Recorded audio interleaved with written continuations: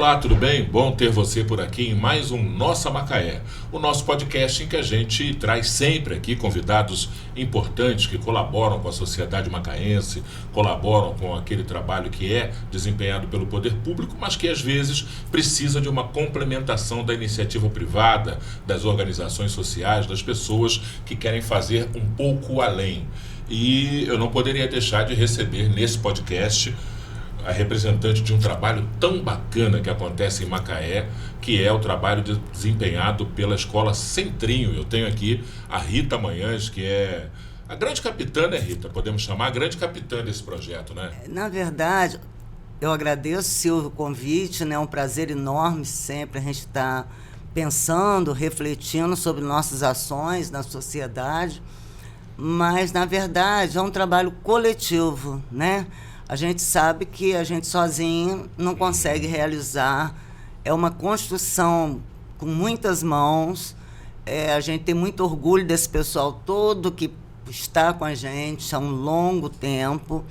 Então, eu posso dizer que não tem comandante. Tem uma equipe trocando, aprendendo junto, crescendo junto, né? Mas teve, com certeza, um início, não é? Esse teve início... um fato gerador. Como é que foi isso? Então, em 1982, nasceu meu filho Júlio Nolasco Manhães, que ele nasceu prematuro, com todas as questões, né, precárias, assistência médica hospitalar, aquelas questões todas, e ele ficou com lesão.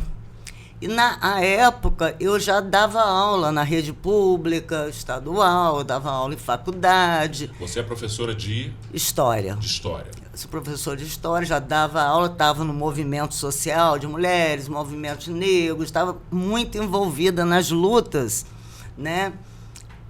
Nas lutas sociais daquele momento, que era um momento de redemocratização do Brasil, né? Que a gente estava empenhado pela democracia e tal.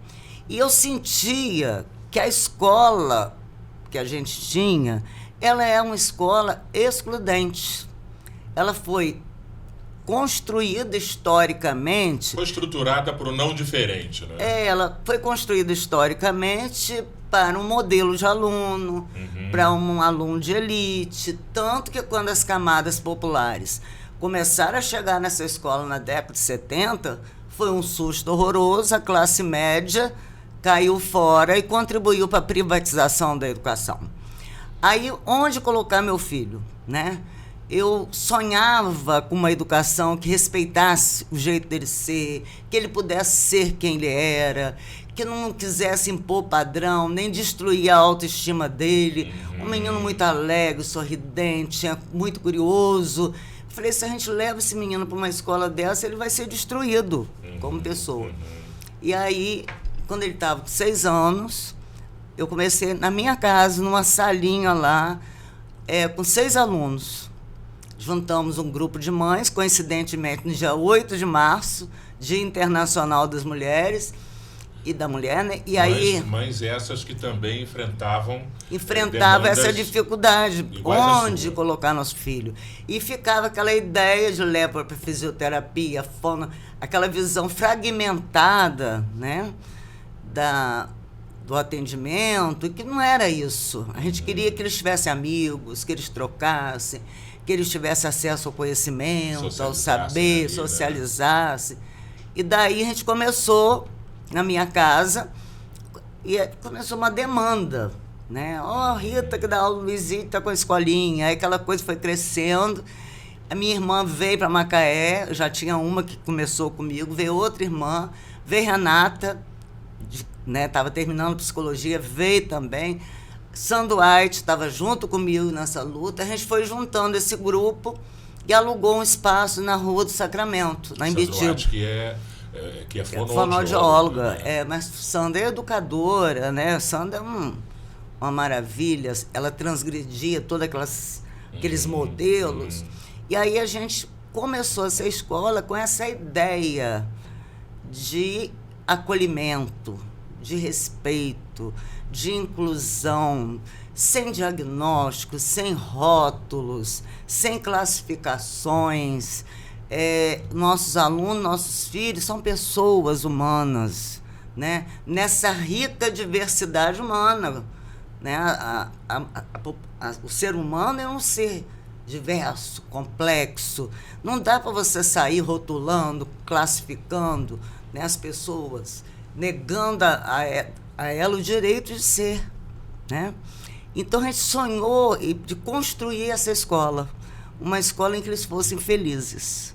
Que o papel fundamental da escola é o aluno se sentir feliz, se sentir pertencente, né?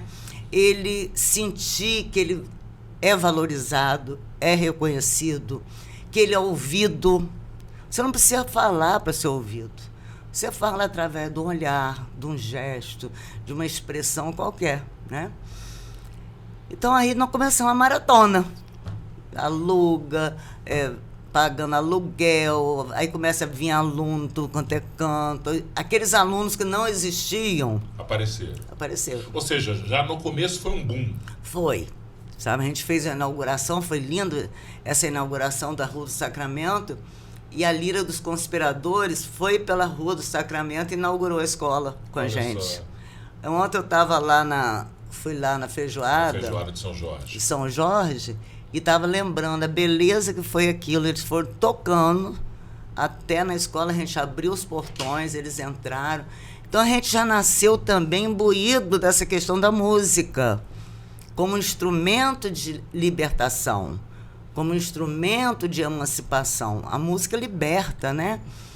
E ali a gente começou para manter a escola, uma dificuldade danada, porque a maioria dos alunos eram alunos com muitas dificuldades socioeconômicas.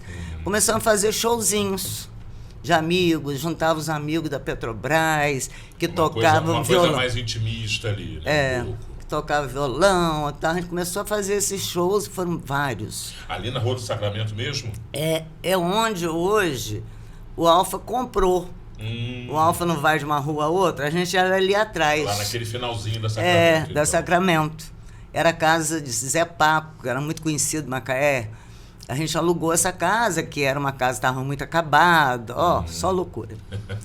Muita história. Da Rua do Sacramento, o Centrinho foi para onde? Aí depois? apareceu muito aluno, muita demanda. Apareceu uma casa lá na Glória, onde é o Ibis hoje.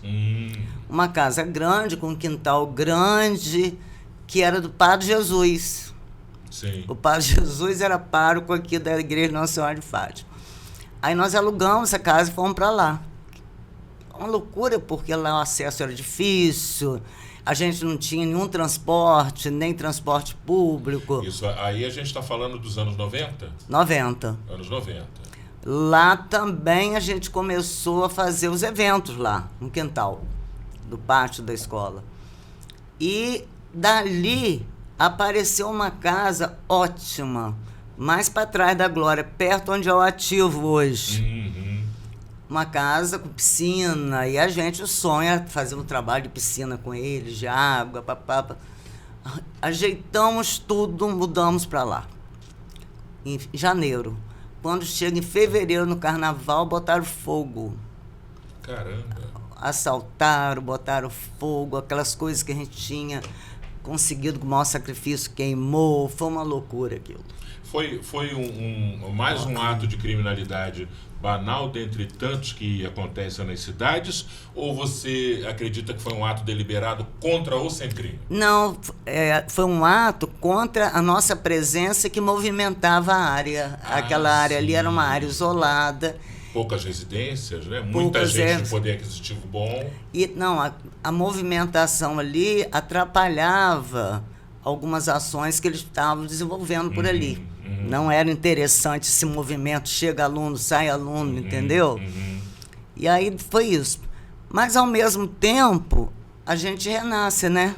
Foi daí que a gente alugou essa casa na Velho Campos. Aqui no centro. E os amigos da Petrobras resolveram fazer um rock para dançar no Clube do Cidade do Sol para a gente renascer das cinzas. E fizemos um show maravilhoso de rock e tal, e lá surgiu a ideia... Do gourmet? De um projeto de música popular brasileira, de MPB. Começamos lá, e a prefeitura, no dia que a gente lançou essa ideia, a prefeitura doou uma área pra gente, ali no Sol e Mar. Sabe? Na época o prefeito era Silvio Lopes, e o filho dele, o Robson, que até já faleceu, foi lá e doou terreno, fez no evento que a gente estava, e ali a gente começou esse movimento, Centrinho de MPB. Trouxemos grandes nomes. Quem veio nesse período? João Nogueira, Paulinho da Viola, Bete Carvalho, Cleito e Cleidi, João Bosco, Toquinho. A gente fez assim cerca de 200 shows. E, sabe, foi uma maravilha. Tanto quando a gente liga para eles agora, eles lembram da gente, aí faz precinho especial. Danilo Caymmi que abriu o nosso projeto lá. Sim. Aí, esses shows aconteciam no Cidade do Sol? No Cidade do Sol. Na praia? Campestre? Não tinha o campestre, não. Não existia ainda. Era na praia. Aí, foi muito interessante, porque quando a gente ganhou o terreno, aí um dia me ligaram da Petrobras Rio, e o pessoal da Petrobras ajudava a gente assim, dando apoio, arrecadando recursos para a gente, né, desenvolver o projeto. Divulgando internamente. Todo mundo ia aos shows. E, a partir de um determinado momento, a Petrobras, com esse fogo, pagou aluguel para a gente ali na Velho Campos. Legal, já foi um reforço. Já foi, nossa mãe, né? Pagar aluguel, na época aluguel caro pra caramba. Imagino. Momento, você está falando do momento do boom. Do boom da cidade. Mercado imobiliário, todo mundo procurando imóvel em Macaé. Você nem achava, foi uma luta pra gente conseguir aquela casa. Aí, um dia me ligaram da Petrobras do Rio e falaram: Rita, a gente está identificando aqui, vocês são um dos poucos trabalhos educacionais que a Petrobras apoia nas suas áreas de influência. A gente queria saber o que vocês estão precisando, que a gente pode reforçar. Eu falei: eu posso usar? Eu preciso só de uma obra. Posso usar? A gente está precisando construir uma sede. Ela falou: manda um projeto. Aí uma amiga arquiteta, foi uma correria, mandamos o projeto. E eles estavam lá naquele momento, tinha morrido um diretor que tinha um filho com síndrome de Down. Olha só. Aí eles lançaram um plano, um programa PAT, um programa de apoio à pessoa com deficiência. E foi por esse programa que eles construíram a sede. Que é a sede onde o Centrinho está onde a gente está hoje. Eu volto daqui a pouco aí para falar da sede e falar do Centrinho de hoje, mas eu queria voltar um pouco no início dos eventos, porque eu duvido muito que você não tenha ido ainda ao Centrinho, num desses eventos maravilhosos que o Centrinho organiza. E se você não foi, não perca essa oportunidade, porque são sempre shows sensacionais. Esses shows, Rita, que você falou, Paulinho da Viola, João Nogueira, Toquinho, enfim, tantos e tantos outros, que se você for puxar pela memória, tem tanta gente boa, eles foram muito importantes no reforço da estratégia de manutenção e de custeio do Centrinho, né? Porque as pessoas pagam a mesa, tem uma consumação que é toda revertida para o Centrinho, as pessoas comem e bebem, aquilo ali representa um fator importante do custeio do Centrinho, né? Com certeza, e a gente desenvolve com isso uma ideia que é da troca, né? A gente oferece um evento de qualidade, você vai lá, paga o seu prazer, e isso aí reverte para o Centrinho. Rompe com aquela visão, né, paternalista, assistencialista, da caridade. Você só tem que doar. Ninguém é obrigado a doar, mas você pode trocar. Claro. É o que a gente acredita, né? Se você gosta de sair, gosta de tomar uma cervejinha, comer um petisco, encontrar com amigos, ouvir uma música boa, por que não fazer isso com um fundo social? Né? Então é muito legal. Aí quando a gente mudou, isso aí foi em 2007, para a sede, Zé Medeiros lançou a ideia: que tal a gente fazer os eventos aqui no quintal? Juntar música, gastronomia. Um espaço generoso, né? Música e gastronomia, aí surgiu o gourmet musical.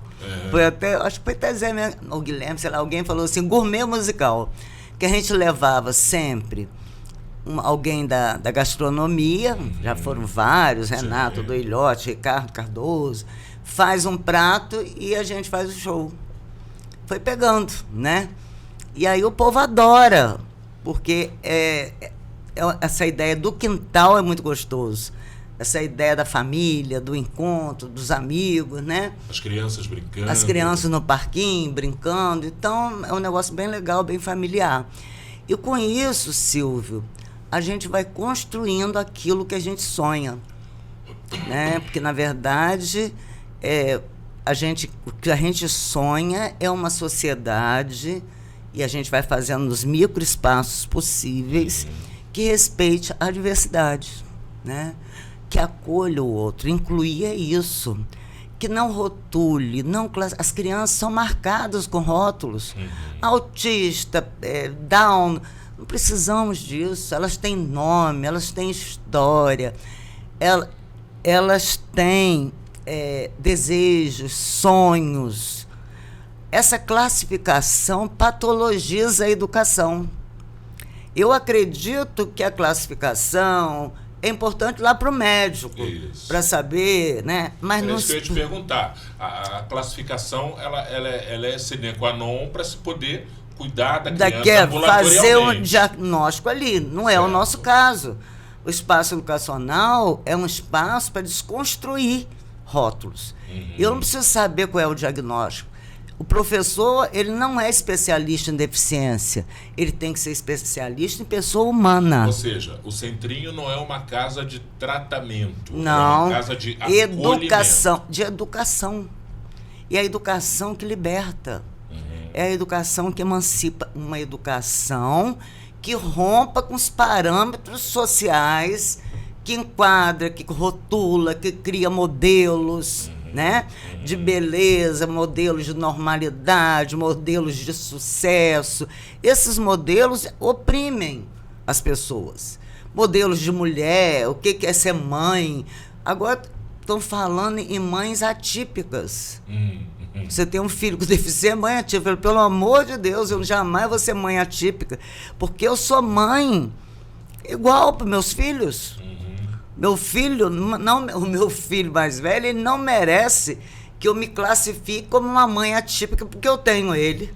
Você lida bem com essas novas terminologias, com essas classificações do politicamente correto que tomaram de assalto o país?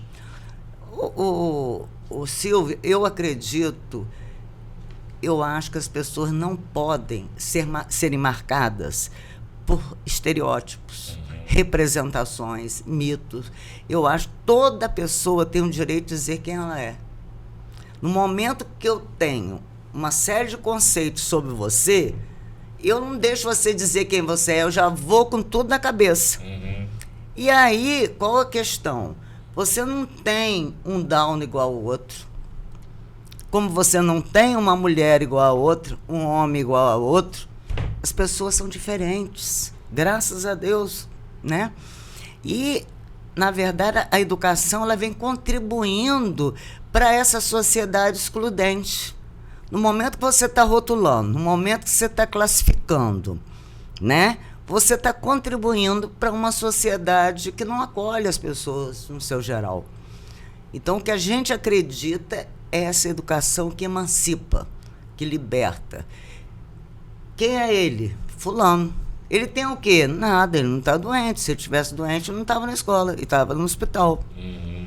Isso aí faz um bem aos nossos alunos. Tem aluno que pergunta, por que eu sou doente assim? Você é doente, pelo amor de Deus, vai para o hospital, não vem para cá. Eu sou doente, aquilo liberta. Os alunos entendem isso? Tudo.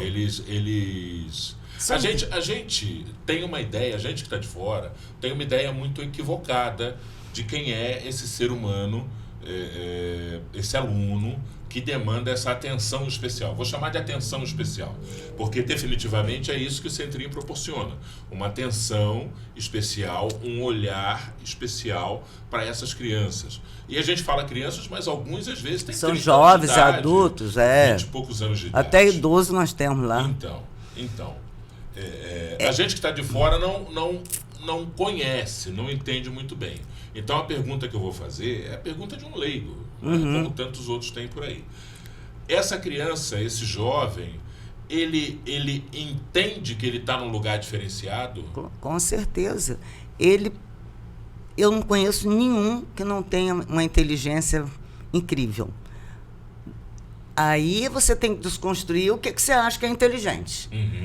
Inteligência, uma percepção. E se você faz essa escuta sensível, esse olhar sensível, eles vão expressar o potencial deles.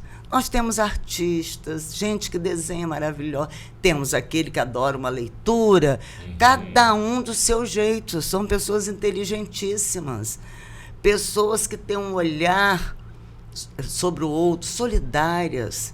Quando eu chego com meu filho que não anda, eles vêm me ajudar. Tia Rita, não pega peso não, pode deixar que eu ajudo. Isso é natural, a solidariedade, né? Agora, tem os chatos, tem os sem limite. É com o ser humano como outro qualquer. E toda criança, todo ser humano merece cuidados especiais. Ah, porque ele é especial. Todos nós somos. Quem de nós não quer ser reconhecido, valorizado, acolhido? Todos nós.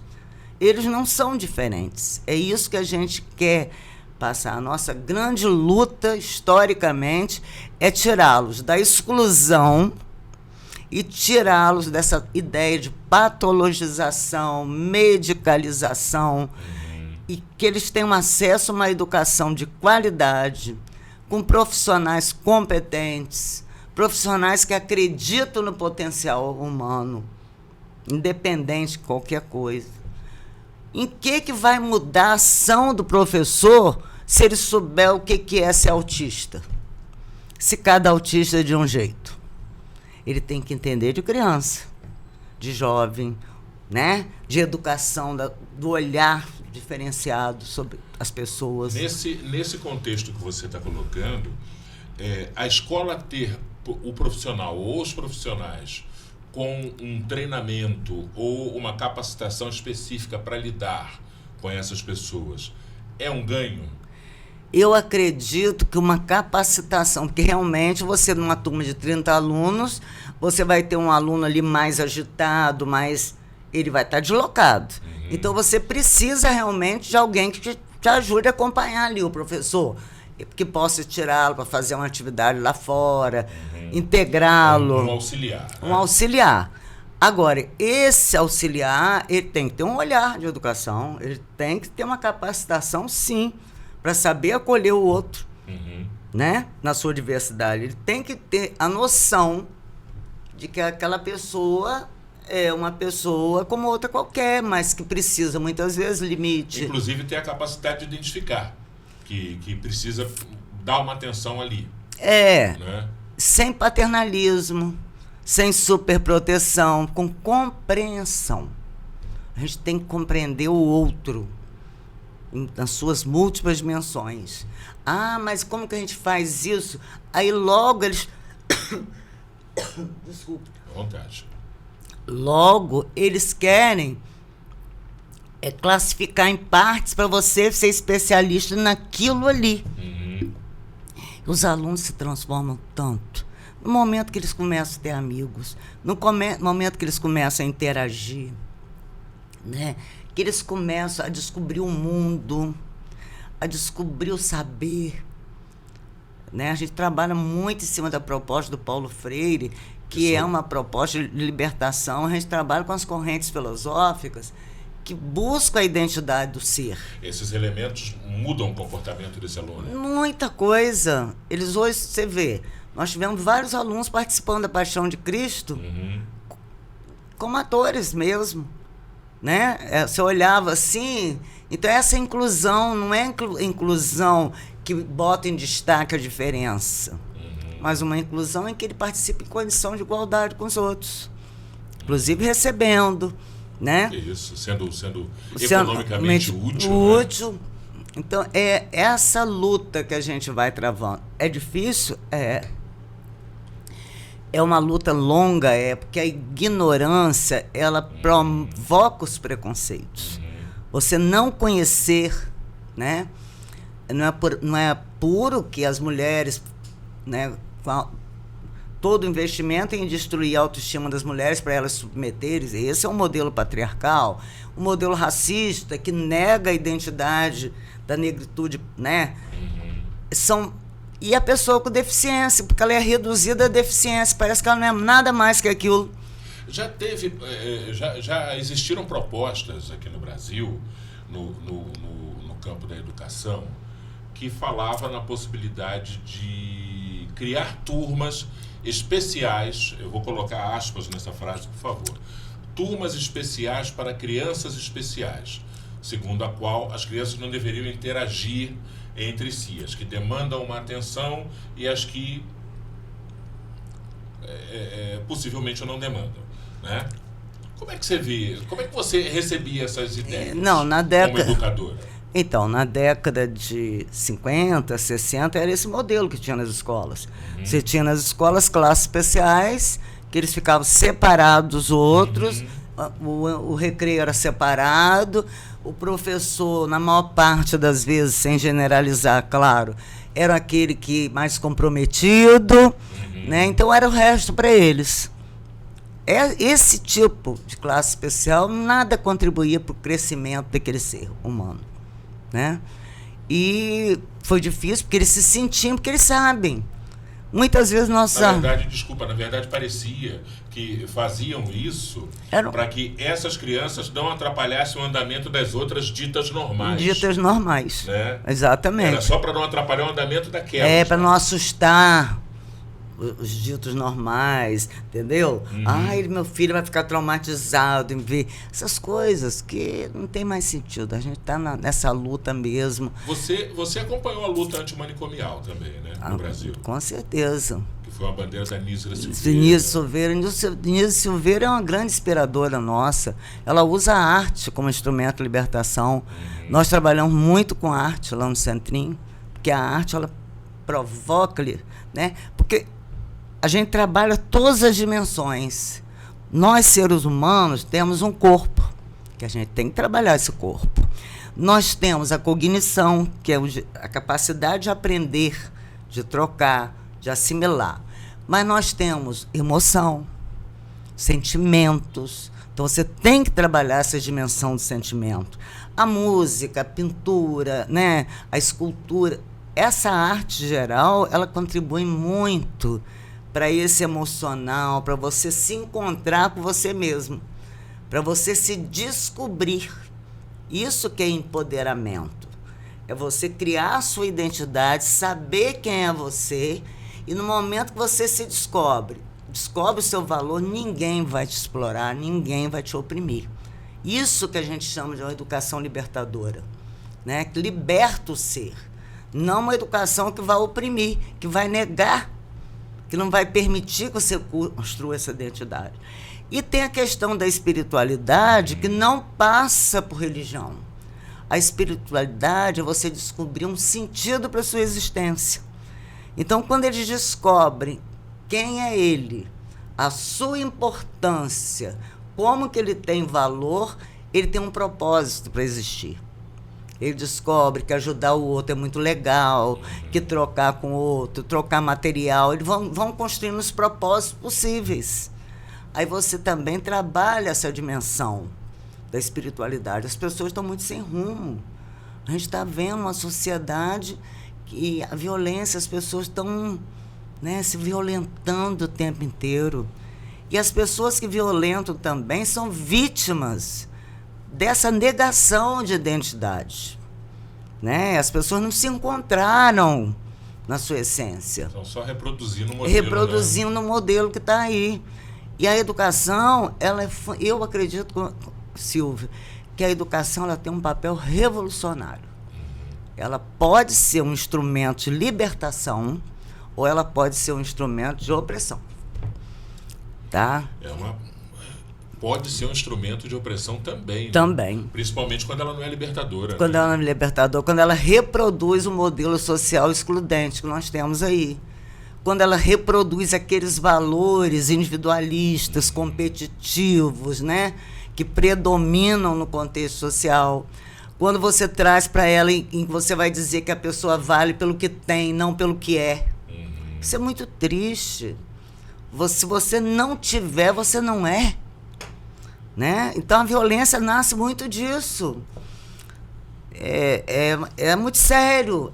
Isso é muito complicado, realmente. Ô Rita, hoje no Centrinho você tem quantas crianças, quantos jovens matriculados? Nós temos hoje um total de 265, por aí. Sendo que de manhã são as crianças, até 13, 14 anos, e à tarde são os jovens e adultos, né? Certo. Que estudam. Muitos estão na escola regular, muitos a gente já liberou, muitos chegaram à faculdade, terminaram. Você vê como é importante. Outros casaram, têm filhos, levam as crianças lá para a gente ver. Essa questão de serem sujeitos. Né? Como a educação tem um papel fundamental, e por isso que não há muito investimentos em educação, porque quanto mais ignorante, quanto mais para baixo você seja, melhor para você. Isso é uma realidade brasileira, né? Não é só brasileira, é mundial. Né? Esse modelo ocidental, né, que você segue um modelo branco, opressor, isso aí já está em crise. A civilização ocidental está em crise cada vez mais.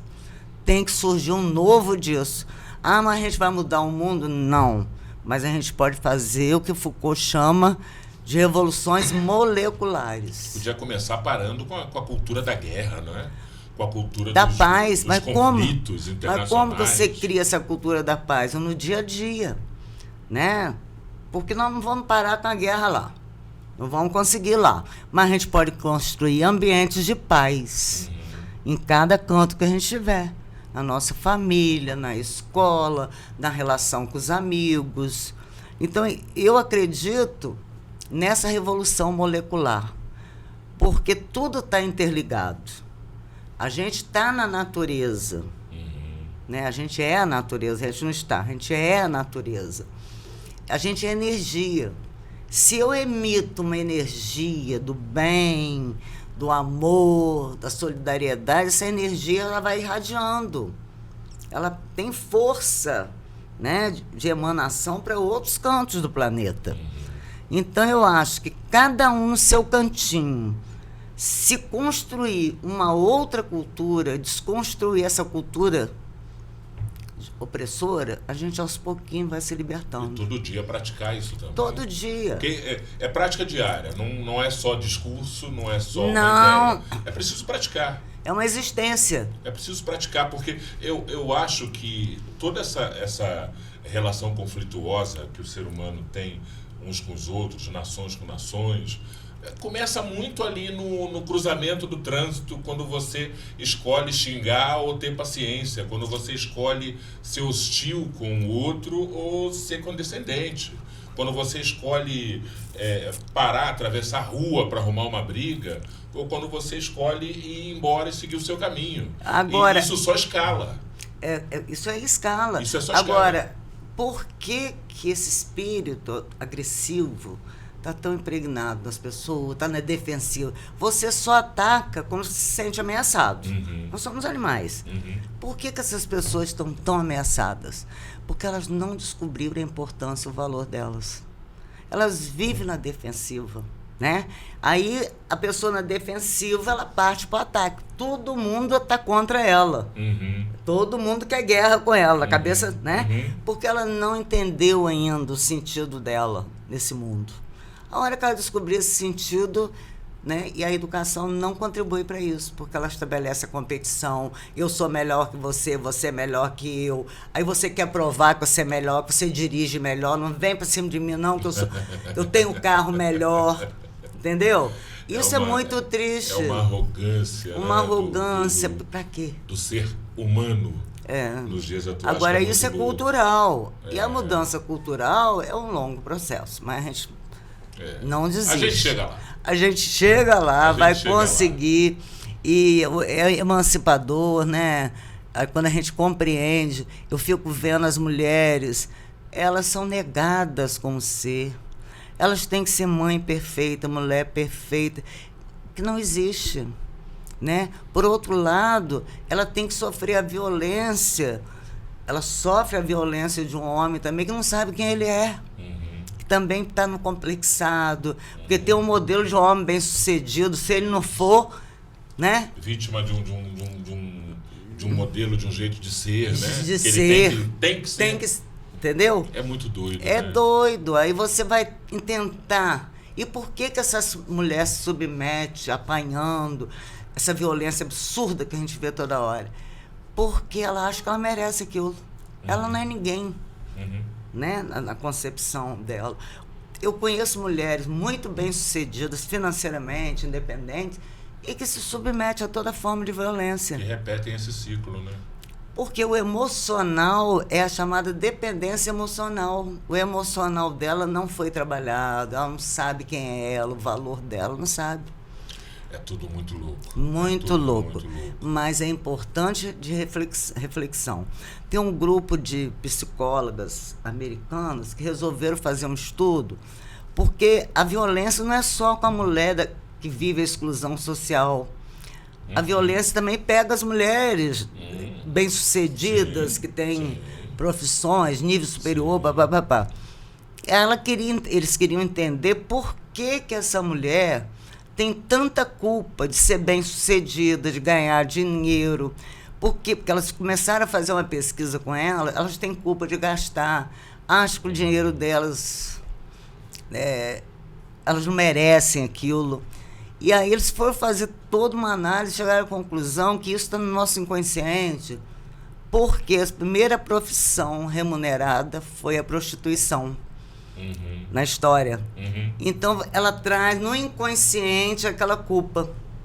Aí quando ela vai comprar uma coisa para ela, ela compra primeiro para o filho, para o marido. Se comprar para ela, fica culpada. Como se fosse uma justificativa para ela poder gastar consigo mesma. Exato, entendeu? Esse estudo é muito interessante para a gente entender que a coisa é muito mais profunda. Muito mais amplo. Muito mais amplo. Você pode fazer o que for, mas se esse modelo cultural permanece, e as mulheres emancipadas, elas ameaçam os homens, então eles também partem para agressão, porque eles se sentem ameaçados por essas mulheres que têm a coragem, e teve em vários momentos da história, né? A gente saiu um pouco do assunto centrinho. Mas porque, sabe por quê? Divagamos um pouco, porque a Rita é uma humanista. E são poucas as oportunidades, às vezes, que a gente tem de conversar com alguém que tem uma noção humanística sobre as coisas. E quando a gente fala de educação inclusiva, não tem como não falar dessas coisas também. Está tudo interligado. É para você ter uma ideia, a maior parte das mães que recebem um filho com alguma dificuldade, deficiência, elas ficam sozinhas, os companheiros saem fora. E elas se acham culpadas, responsáveis por aquela situação. Elas introjetam que aquele filho nasceu daquela forma, etc., porque a responsabilidade é dela. Eu conheço alguns casos assim que o companheiro, o marido, não segurou a onda e...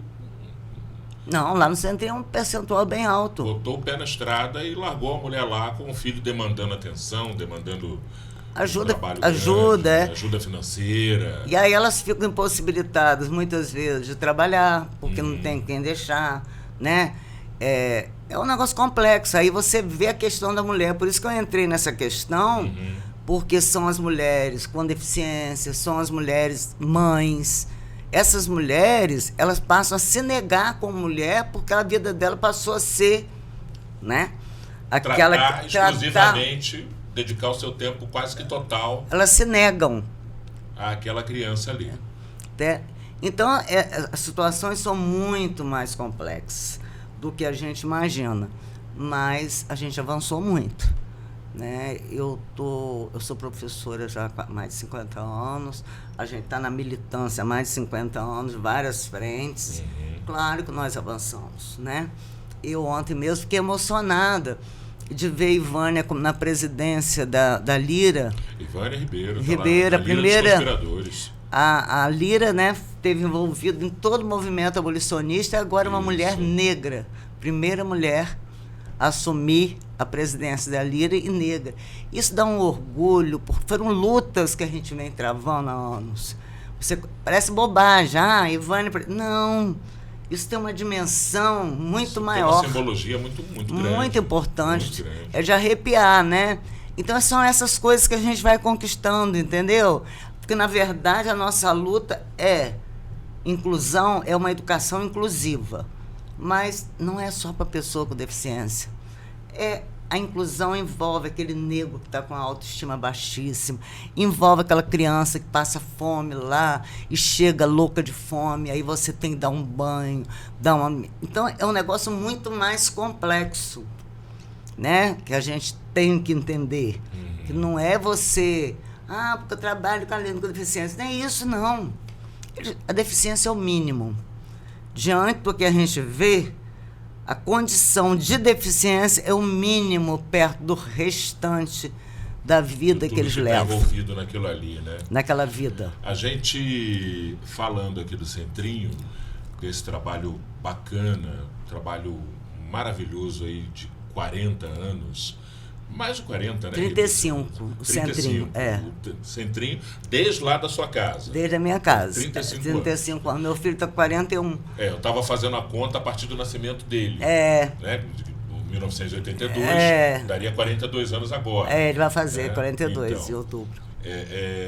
E a gente falando desse trabalho aqui, eu volto a falar dos eventos, da importância dos eventos, agora já na fase do gourmet, que já acontece na sede atual do Centrinho, porque a gente sabe, não sei se a gente pode ou deve falar aqui, eu acho que não, mas eu sei, por exemplo, de artistas que flexibilizaram o máximo que puderam para virem ao Centrinho, cantar, participar, porque viveram histórias com crianças que demandavam atenção especial na sua família. E isso foi artistas de ponta, de renome. A gente tem o João Cavalcante, o próprio... e são pessoas muito inteligentes. Porque o artista, ele é muito especial, João né? Cavalcante é um gênio. É um gênio. Não, o Toninho Gerais, ele vem, aí termina o show, ele fala assim, Rita, não quero esse cachê não, fica aí pra você. Sabe, assim, numa... Aí quando veio a pandemia, a coisa estava mais fria para todo mundo, ele falou, agora eu vou ficar com pouco, tá? Vamos dividir. Então são pessoas muito especiais. E a gente também, o Silvio, sempre teve a preocupação de trazer artistas de fora, mas sempre colocar um artista local, regional, abrindo show, participando, entendeu? Isso desde Cidade do Sol. Todos eles, a gente sempre colocava alguém de Macaé, valorizar um músico local, gerar emprego. Porque um evento desse gera renda no entorno. Claro. É o cara da bebida que a gente compra, é o aluguel da mesa, é o gelo que a gente compra. Toda comida que você... Toda comida que a gente consome. O pessoal que ajuda na cozinha, o pessoal que está ali no bar. A gente tem alguns ali que a gente paga para eles estarem ali, entendeu? Então é uma coisa que gera, e além do resultado, que ajuda a gente a pagar o pessoal. Para você que... Eu ainda vou falar de novo. Eu duvido que você que está me assistindo não tenha comparecido, mas se você não compareceu, olha, eu vou puxar aqui de cabeça. Eu fui vizinho do Centrinho ali. Né? Bem, é isso mesmo. Morei ali bem perto do Centrinho, lá de casa... Eu ouvia, antes até de eu começar a frequentar, mas olha, Monarco, eu assisti Monarco 2 vezes no Centrinho, a última vez, inclusive, foi um pouco antes dele vir, lamentavelmente, a falecer. Foi. Monarco, Arlindo Cruz Filho, o João Cavalcante, Leila Pinheiro, Eduardo Duzec, eu acho que eu vi 2 vezes. Eduardo Duzec nós fizemos umas 3 vezes. Danilo Caymmi, pelo menos 2 vezes que eu assisti. 3 vezes. Eu assisti 2 vezes. Zezé Mota fez um show espetacular, sensacional. O Edu Krieger, que hoje está bombando aí no Instagram. Ele é ótimo. Assisti Edu Krieger no Centrinho. E fora da época do Cidade do Sol, que eu não morava em Macaé, você trouxe Flávio Venturini, né? Nós temos Flávio Venturini, mas Eduardo Zeck veio lá também. Muita gente. Guilherme Arantes. E foi assim... Eu tenho lá tudo arquivado, porque foi muita história. E isso é muito bom, porque isso fortalece a gente. Vocês criam uma rede Você conviver com essas pessoas, são pessoas muito iluminadas também. Então, elas trazem luz, os nossos alunos são iluminados, eles ficam loucos, eles têm um orgulho daquela escola, porque a escola vive bombando na mídia. O Centrinho é a melhor escola de Macaé. E aí, quando chega alguém lá, eu vou apresentar as turmas, né? Eu falo, aqui só pode estudar gente bonita, inteligente e educada. Eles ficam felizes da vida. Porque é isso mesmo, né? E aí eles acham muito legal, porque o Centrinho faz esse show, o Centrinho é famoso, fica no rádio. A escola mais bonita, eles falam, Charrito, essa escola é a mais bonita de Macaé. E, quer dizer, o orgulho que eles têm de serem reconhecidos e valorizados, né? Ou seja, é um trabalho que vai também na valorização, na autoestima, na criação, na geração e na manutenção dessa autoestima para esses jovens. Para esses jovens. Então, nós somos uma escola que inclui, inclusiva. É o sonho da gente para todas as escolas, né? Tem um todas as escolas de inclusão bem legal. Eu já dei muitas palestras, a gente está sempre aí, né, interagindo com outras escolas. Muita gente que está aí na rede, foram meus alunos na faculdade. Então, a gente está sempre dialogando, porque o processo é muito mais amplo, como eu te falei, né? E a gente está de pouco a pouco. Vamos passar aqui quais são as redes sociais do Centrinho. A gente tem Instagram. No Instagram, no Facebook. Facebook, Instagram. É isso aí. Jogou Centrinho lá. Escola Centrinho. Vai aparecer. E aí as pessoas podem acompanhar também os eventos. Além de terem contato com o dia a dia da escola. A hora que quiser ir lá conhecer a nossa proposta pedagógica, a gente trabalha com os projetos muito legais, sabe? É muita coisa, né? São 35 anos de história para a gente conversar. Agora, Rita, não tem como 35 anos de um trabalho desse acontecer sem a participação de grandes parceiros, de valorosos parceiros que ajudam a manter esse trabalho de pé. Porque é caro, você tem uma equipe lá especializada. Nossa, nós temos uma equipe de 20 salário, você tem encargos. Você tem todo um custeio ali. Quem são os parceiros? Além da Petrobras, eu chamaria a Petrobras de parceira master, porque afinal de contas ela deu aquilo que de mais precioso o teu trabalho precisava, que era uma estrutura física, um espaço consolidado. Né? Foi a prefeitura com terreno. Isso, e a Petrobras com a construção. E a prefeitura, essa parceria que a gente tem, né, desse convênio com ela, é fundamental. Apesar de não dar para cobrir todas as despesas, existe a lei de responsabilidade fiscal, a gente só pode usar 54% para pagar pessoal. E aí eu fico com uma parte do pessoal tendo que me virar para pagar. E os encargos sociais que são altos, né? Isso. Que também, Silvia, a gente tem que valorizar o pessoal que trabalha. Você tem que ter profissional competente, investir na formação desse profissional, né? Porque eu trabalho com voluntário. Pô, ninguém tem condição de ficar como voluntário. O tempo todo, pelo menos. Não, né? Você não tem, entendeu? E o voluntário, ele vai quando ele está afim. É diferente. No meu caso, eu nunca ganhei nada no Centrinho, mas eu tenho uma missão, um propósito de vida diferente. Eu posso ficar lá o dia inteiro, se eu quiser. É outra história. Agora, o profissional não, ele estudou, ele se formou, ele tem que ser remunerado dentro do piso decente. Isso. Aí é difícil, aí por isso que a gente faz os eventos. Desses alunos, 98% são das comunidades mais, né, com mais dificuldade de Macaé. Então, nós temos lá 3 alunos que pagam alguma coisa. Então, é uma luta, mas a gente não para de sonhar, não para de ter esperança. A gente tem uma fé inabalável na possibilidade de transformação, né? A gente acredita que é possível um outro jeito de ser, de viver, né? Um outro mundo é possível. E é esse outro mundo que a gente vai tentando construir igual a formiguinha. No dia a dia, né? São as formiguinhas que vão aqui, outra ali, né? E a gente vai avançando um pouco, apesar de tanto susto que a gente leva no mundo, né? Mas vamos pensar no local. que depois o global aos poucos vai mudando. Vamos mudar a partir da gente. Da gente. Da gente, do nosso entorno, e vai irradiando. Vai irradiando essa vibração positiva, essa energia positiva, né? Porque você vai atrair também isso para o que você faz. Então é muita luz. Isso aí. Gente, maravilha. Papo maravilhoso. Olha, eu estou olhando para o relógio aqui, a gente passou Doura. Passou meu Deus. Porque o papo realmente fluiu de forma muito bacana. Eu queria te agradecer muito. Rita Manhães, diretora da Escola Centrinho. Eu não sei quando esse podcast for para o ar. Eu não sei se já terá passado, mas o próximo evento vai no ser dia o 4, Cleiton Cleiton, que já está lotado. Depois tem a festa junina. Vai ser em junho. A gente anuncia depois com mais detalhes. A festa junina do Centrinho, não sei se vai dar tempo desse podcast para o ar, há tempo de você pegar o show do Cleiton e Cleidi, uma dupla que não dispensa qualquer tipo de comentário, mas a festa junina do Centrinho, são 2 eventos do Centrinho que são particularmente especiais, que eu conto os dias, esses 2 em especial, a festa junina e o pré-carnaval. A abertura do carnaval de Macaé. A abertura do carnaval do Centrinho é maravilhoso. É muito legal, o pessoal são muitos amigos, eu acho que a gente tem muito amigo, né, Silvia? Com certeza a amizade é o que transforma o mundo, sabe?